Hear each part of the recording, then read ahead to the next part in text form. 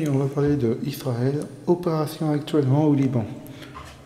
On va mettre la vidéo de 25 minutes. Hop. Liberté, égalité, Brunet.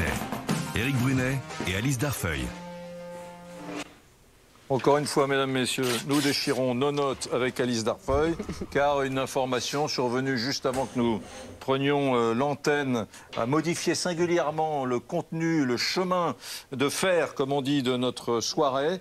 Thierry Arnaud, bonsoir. Bonsoir Eric. Merci d'être avec nous. Vous êtes éditorialiste international à BFM TV. Et si vous êtes là, ce soir, ce qui n'était pas prévu, c'est qu'il s'est produit en début de soirée un fait majeur. L'armée israélienne, comme on l'évoquait depuis quelques heures, bien sûr, est entrée en territoire libanais. Elle est entrée sur le territoire libanais avec des moyens terrestres, c'est ça la nouveauté, puisqu'elle opère sur le territoire libanais, notamment par la voie des airs depuis des semaines maintenant.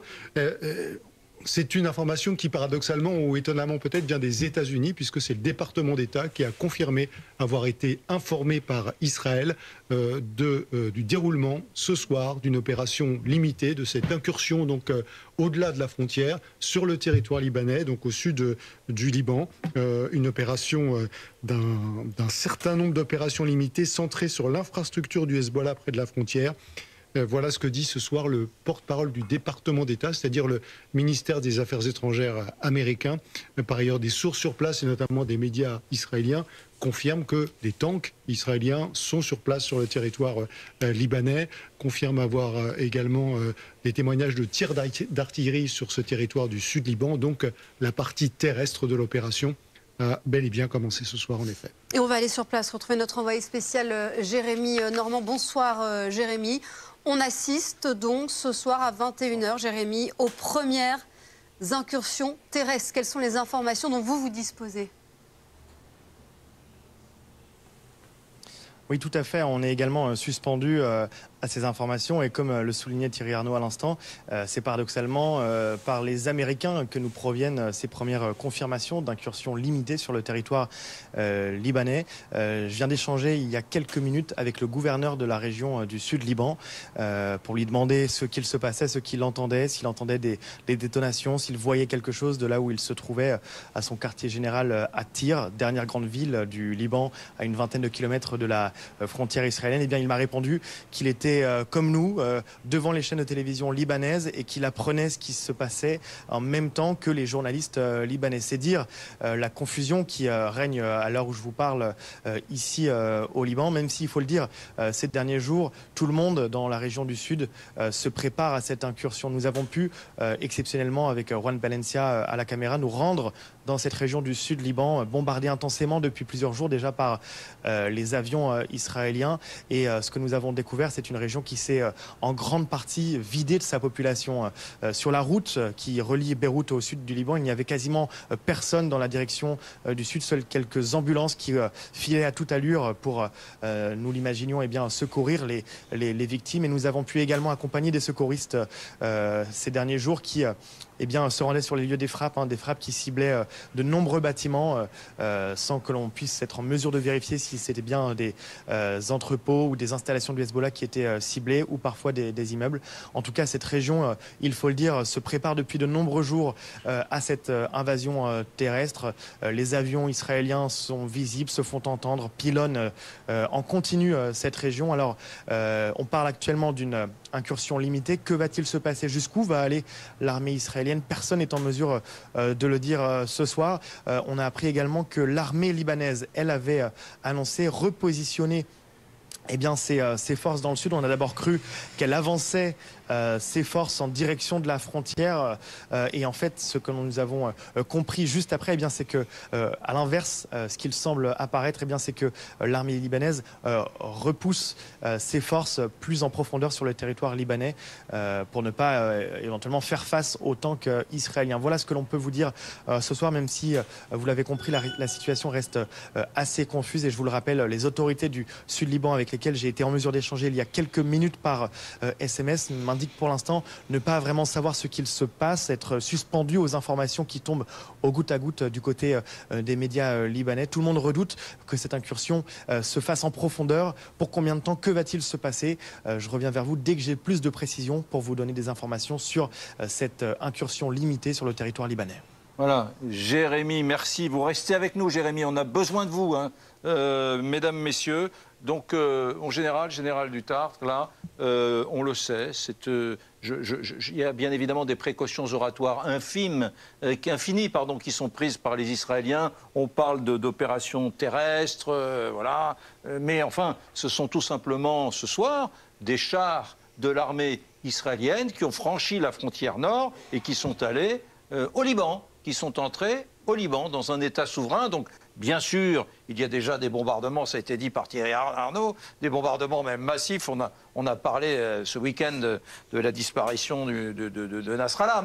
Mais quand même, symboliquement, ça n'est pas rien. Des chars israéliens sont en ce moment au Liban. Je crois que c'est la première fois depuis 2006, donc ça fait 18 ans, avec en mémoire une opération extrêmement délicate, qui était quasiment pas une victoire, pas une défaite, mais entre les deux, côté israélien. C'est pour ça qu'il y avait une forte hésitation à ce que l'armée israélienne rentre au sud Liban. Ce qu'on peut imaginer à l'heure où on parle, hein, on verra ça demain matin, parce que les observateurs sont tout près des chars. Oui. Alors est-ce qu'ils passent en masse ou pas? Est-ce que ce qu'on a appris ce soir, c'est qu'il y aurait 3 zones un peu sanctuarisées. Ça veut dire quoi? Ça veut dire que, attention, il va se passer des choses dans ces zones. Donc tout ce qui est civils, notamment libanais, écartez-vous de ces zones. Pourquoi? Parce que là, il faut aller chercher, apparemment, des forces du Hezbollah dans des souterrains, dans des caches d'armes qui n'ont pas pu être touchées par l'aviation. Et il faut savoir que... Parce que comme le Hamas, le Hezbollah a une puissance souterraine importante, énorme, très importante. Énorme, quasiment équivalente, avec des tunnels qui sont beaucoup plus gros. Aujourd'hui qui sont totalement intacts. Hein. Donc c'est ça qu'on va chercher potentiellement là. J'ignorais ça. L'organisation logistique souterraine du Hezbollah au sud Liban est comparable, vous dites même supérieure à l'organisation souterraine en taille ce ne sont pas les mêmes réseaux, même type de réseau, mais ils ont des installations extrêmement importantes en souterrain, absolument. Et celles-là sont très difficilement atteignables par l'aviation. Et donc on pense, parce que c'est un choix tactique, au départ, à mon sens, ils ne voulaient pas y aller. Et puis, comme ils ont vu un tel succès de leurs opérations aériennes et de leurs opérations combinées, notamment avec les beepers et les talkie-walkie, ils se sont dit, mais là, on a peut-être une opportunité de donner un coup extrêmement important au Hezbollah pour l'affaiblir au maximum. En général, oui, voilà. Ces images, elles sont importantes parce qu'elles ont été tournées par notre envoyé spécial Clémence Dibou, qui était donc à la frontière israélienne, enfin du côté israélien, la frontière israélienne sud-Liban. Elle a tourné ces images de chars et il y a encore 2 heures, elle tournait un plateau pour BFM TV en disant ces chars n'attendent que le go politique pour traverser la frontière. Visiblement, ils l'ont eu. Qu'est-ce que sont ces chars? Quelles sont leurs caractéristiques, leur atout et en quoi ce sont les bons appareils pour ce type d'opération? Alors, on ne sait pas si les chars rentrent. Hein. On sait qu'il y a une opération terrestre, ce n'est pas forcément les chars. Vous avez raison. Mais il y a des chances. On verra demain matin. Hein. Votre journaliste aura juste à compter la différence qu'il y a entre les images de ce soir et les images de demain matin. Hein. En plus, les opérations de nuit. Opérations de nuit, c'est toujours extrêmement délicat.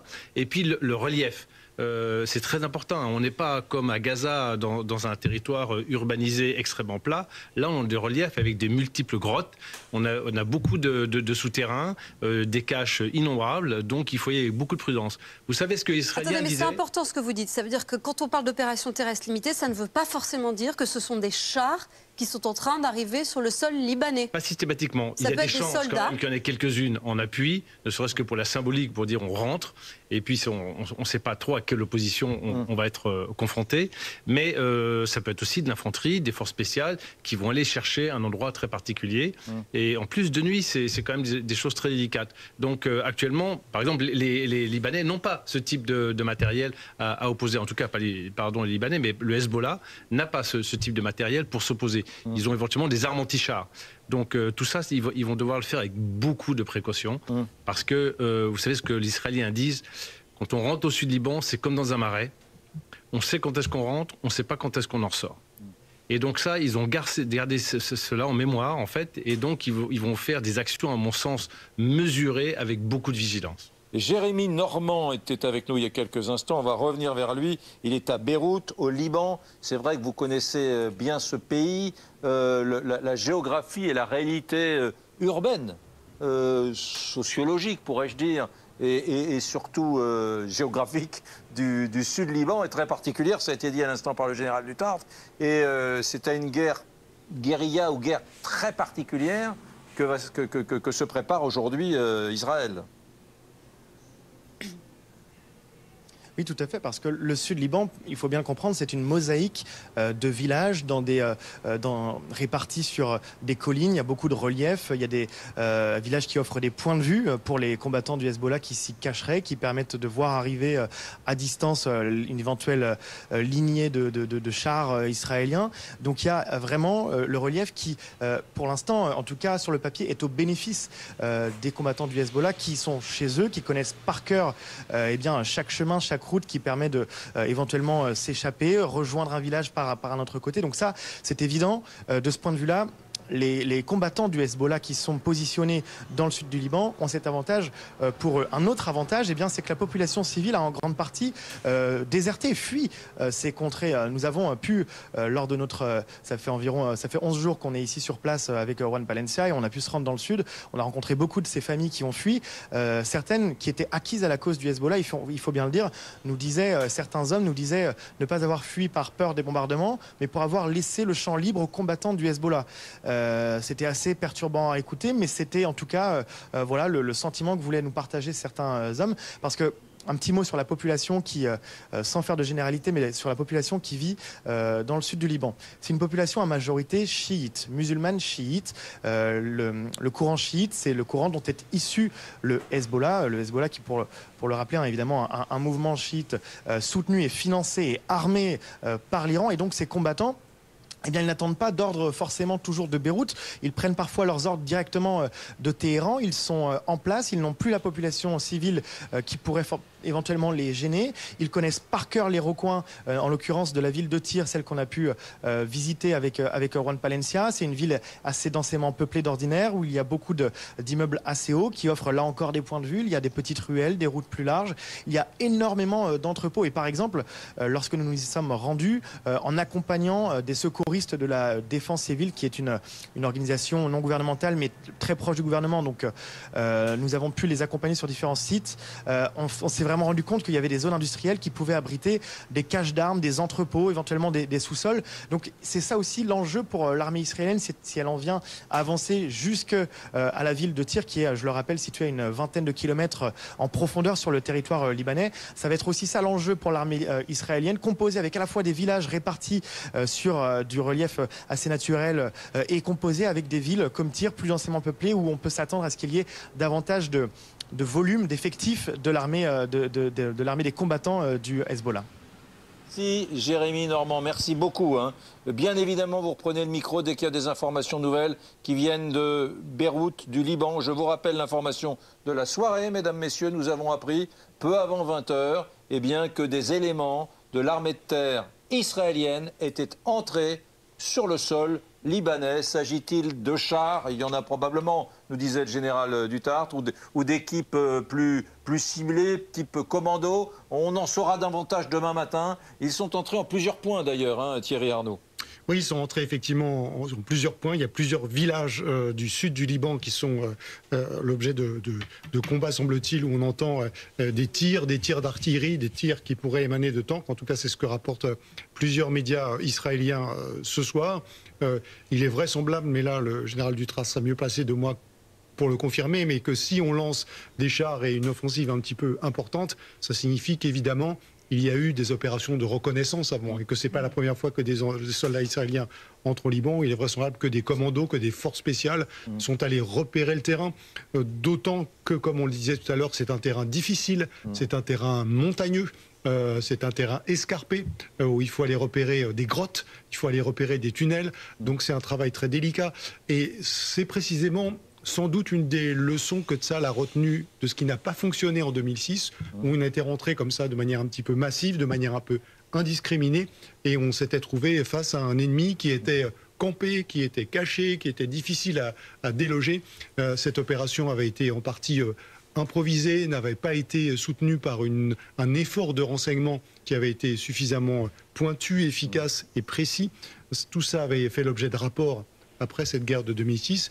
Et on imagine que les leçons ont été tirées et que cette fois-ci, la raison pour laquelle on procède à cette opération limitée dans un premier temps et qu'on l'a sans doute fait précéder non seulement de ces frappes aériennes, mais d'un effort de repérage du terrain très, très précis, c'est précisément pour éviter les erreurs commises il y a 18 ans. On imagine que, alors même que l'armée israélienne était à Gaza, et que nous commentions les faits qui se déroulaient à Gaza, on voyait très bien qu'on parlait déjà, côté Tel Aviv, du front nord, quelques semaines après le déclenchement de l'attaque du 7 octobre. Au lendemain. Donc on peut imaginer que depuis le 8 octobre, les Israéliens songent, préparent, travaillent, qu'il y a des équipes dédiées qui travaillent sur le sud Liban. Depuis le 8 octobre, les roquettes et les missiles ont commencé à tomber depuis le sud Liban sur le nord d'Israël. On a rappelé les chiffres, il y a près de 70 000 Israéliens, 68 000 dit le gouvernement israélien, qui ont été obligés de s'exiler plus au sud. Mais jusqu'à ces dernières semaines, on était dans une sorte de routine. Oui, mais... Au mois de novembre dernier, j'étais sur la base de la FINUL, la Force des Nations Unies pour le Liban, qui est à la frontière et dont l'objet théorique, parce qu'on voit le résultat ce soir, était de sécuriser cette frontière.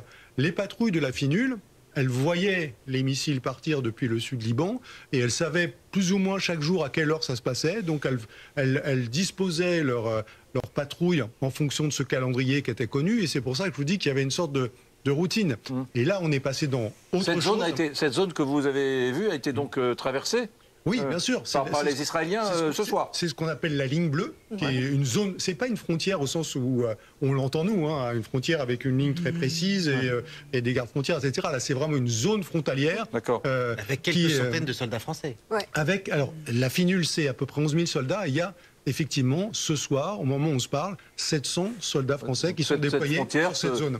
Ce no man's land a été franchi ce soir par l'armée israélienne et sans doute les chars israéliens. Et les casques bleus ont interrompu leur patrouille parce que les combats étaient trop intenses. C'est les dernières nouvelles qui nous sont parvenues. On était au Liban, on va aller en Israël, mais d'abord du côté de Washington, retrouver Antoine Lard. Antoine, ce sont d'ailleurs les Américains en premier qui ont annoncé le déclenchement de cette offensive terrestre limitée. Qu'est-ce qui se dit ce soir du côté de la Maison-Blanche ?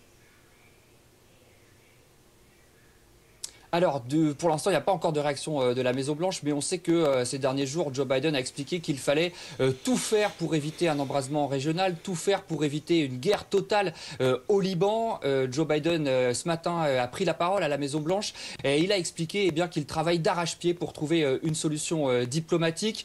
Selon lui, un accord, c'est la seule façon de permettre aux habitants du nord d'Israël de rentrer chez eux et de ne plus être sous la menace des roquettes et des missiles du Hezbollah. Et ça, pour y parvenir, ça passe par mettre la pression sur Benyamin Netanyahou pour l'empêcher de mener une opération d'envergure au sud Liban. Écoutez justement ce que déclarait ce matin Joe Biden à ce sujet, c'était il y a 4 heures environ. Je suis plus au courant que vous ne le pensez et je suis d'accord pour qu'il s'arrête. Nous devrions avoir un cessez-le-feu maintenant.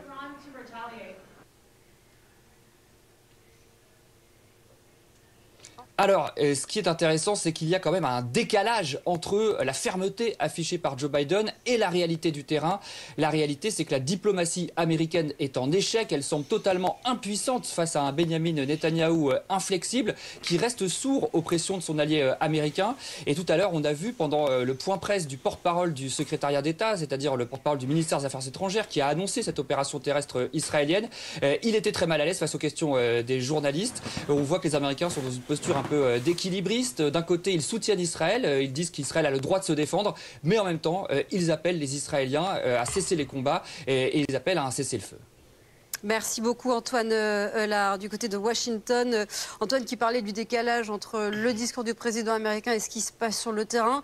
On peut peut-être en dire autant ce soir de la diplomatie française. Il y a encore 4 heures, le ministre des Affaires étrangères français sur place à Beyrouth exhortait Israël à la retenue. Et on voit à quoi on assiste ce soir. Tout à fait, Jean-Noël Barrot est arrivé avec du matériel humanitaire pour dire, voilà, angle, les populations civiles la diplomatie française ne veut pas qualifier Nasrallah, veut pas mettre des qualificatifs sur le Hezbollah, ce que les Américains pourtant font. Donc on sent une diplomatie prudente qui exhortait, c'est le terme officiel, qui appelait les Israéliens à ne pas entrer sur le territoire. On voit bien que tout ça n'a pas été suivi des faits et qui plaide pour un cessez-le-feu de 21 jours. Ils ne sont pas les seuls et tout ça évidemment ne donne pas grand-chose. Mais ça c'est quand même, me semble-t-il, une faute politique d'exhorter en fait à ne pas faire d'incursion alors que quelques heures après c'est en marche. À la fois aux États-Unis, certes ils sont fragilisés par les élections qui ne permettent pas aux deux candidats notamment de prendre des positions précises, mais en France que Jean-Noël Barrot sur son 3e point de la conférence de presse dise j'exhorte à ce qu'il n'y ait pas d'incursion terrestre alors que il n'y a pas vraiment de surprise parce que Netanyahou n'a jamais montré de signe de faiblesse depuis la réussite de ces 2 opérations, que ce soit Big Upper ou Talkie-Walkie. Personne ne se dit qu'il va reculer. Donc moi je trouve que c'est quand même très hasardeux d'aller exhorter quand 4 heures après, ça montre toute la faiblesse française qui existe depuis le 7 octobre quelque part. Parce que depuis le 7 octobre, il y a un flou dans le discours français par rapport à ces événements. Et là, on s'enfonce, si vous voulez, dans cette ambiguïté qui nous affaiblit de manière diplomatique. Mesdames, Messieurs, je vous rappelle l'information de la soirée. Israël, peu avant 20 h, l'État d'Israël a lancé son offensive terrestre, en tout cas son début d'offensive terrestre. Israël dit bien qu'il ne s'agit pas d'une offensive massive, mais d'une offensive ciblée sur certains points, certaines zones. Nous ignorons tout de la nature de cette offensive. Les images que vous voyez là, sur cet écran, ont été tournées par nos équipes. L'équipe de Clémence Dibou aujourd'hui, sont des images d'aujourd'hui, et vous voyez sur ces images des chars qui sont accumulés, ça c'était dans la journée, à la frontière donc israélo-libanaise. Il y a fort à parier que ce soir, au moment même où je vous parle, il y ait une partie de ces chars qui ne soit plus là, en Israël, mais qui est passé la frontière. Mais nous ne sommes pas en mesure de le prouver, car nos équipes se sont retirées. Mais en tout cas, l'offensive a bien démarré. Ils sont entrés, vous disiez Thierry Arnaud, en 3 points, c'est ça 3 points différents. Au moins en 3 points, oui. Au moins en 3 points, mais vous avez raison d'être très prudent dans la manière de vous présenter ça, parce que pour l'instant, on n'a que des déclarations de médias, on a les annonces des États-Unis, on n'a pas encore de précision opérationnelle de la part de l'armée israélienne au moment où on se parle. Et précisément, on va aller sur place retrouver Anne-Laure Bans, notre envoyée spéciale, l'une de nos envoyées spéciales. Est-ce qu'on en sait plus, Anne-Laure, de votre côté, sur les contours de cette opération ? Alors, ce que l'on peut vous dire de certains, c'est que cette incursion terrestre était imminente. On en entend parler ici depuis plusieurs jours en Israël. L'État hébreu qui a fait savoir à Washington que cette opération était désormais en cours. Il parle d'une opération, vous le disiez, terrestre limitée. Au Liban, plusieurs indices nous avaient indiqué que cette opération allait débuter dans les heures qui venaient. Tout d'abord parce que par le biais de son porte-parole, l'armée israélienne a décrété 3 zones frontalières avec le Liban au nord de la ville de Haïfa comme zone militaire fermée. C'est-à-dire qu'aucun civil ne peut pénétrer à l'intérieur de ces zones. Et puis, vous le disiez également en plateau, nos collègues Clémence Dibou et Baptiste Keïta ont pu filmer des chars Merkava qui se positionnaient, qui se rassemblaient à cette frontière israélo-libanaise. Pour le reste, il y a énormément de flou. Le cabinet de guerre en présence de Benyamin Netanyahou s'est réuni en début de soirée pour évoquer cette question de l'incursion terrestre. Pour le reste, eh bien, c'est un brouillard opérationnel que mène l'armée israélienne. Impossible de confirmer ce qu'il se passe à cette frontière, voire au-delà. On fait état de combats, mais impossible de vérifier pour l'instant cette information parce que l'armée israélienne ne communique tout simplement pas ses manœuvres militaires. Ce que l'on peut vous dire également, c'est que l'armée libanaise, de son côté, s'est retirée de 5 km du côté de sa frontière. Merci beaucoup Anne-Laure Bans en direct donc d'Israël. Général Dutartre, on va terminer avec vous. Les beepers, les talkie-walkie, l'assassinat de Nasrallah, l'offensive terrestre, jusqu'où ça peut aller? Et vous oubliez la campagne aérienne où près de 2000 objectifs ont été traités, ce qui est gigantesque en si peu de jours. Pourquoi? Parce que, comme le disait tout à l'heure Thierry Arnaud, contrairement à 2006, là il y a une préparation extrêmement importante. c'est pas des semaines ni des mois, ce sont des années de préparation. Et là, l'offensive terrestre, ce sera la même chose. Vous remarquerez que, quelle que soit la position sur ce qui se passe, mais le ciblage est extrêmement spectaculaire, extrêmement précis. Et je pense que ça va être la même chose pour les opérations terrestres, c'est-à-dire qu'ils ne vont pas partir, contrairement à 2006, sur une zone mal connue. Là, ils vont aller chercher des points extrêmement précis, et notamment des entrées de tunnels, pour être sûr, parce que les tunnels sont à la fois des refuges, c'est à la fois des caches d'armes, et à la fois des endroits où les membres du Hezbollah peuvent rentrer sur le territoire israélien. Et donc je pense que ce type d'opérations qui vont être faites dans les heures qui viennent. Merci beaucoup, Général Dutoit. Dites-moi dans les commentaires si la vidéo vous plaît. Abonnez-moi à ma chaîne YouTube, Twitch, TikTok et Instagram. Mettez la cloche pour ne rien rater et je vous dis à la prochaine.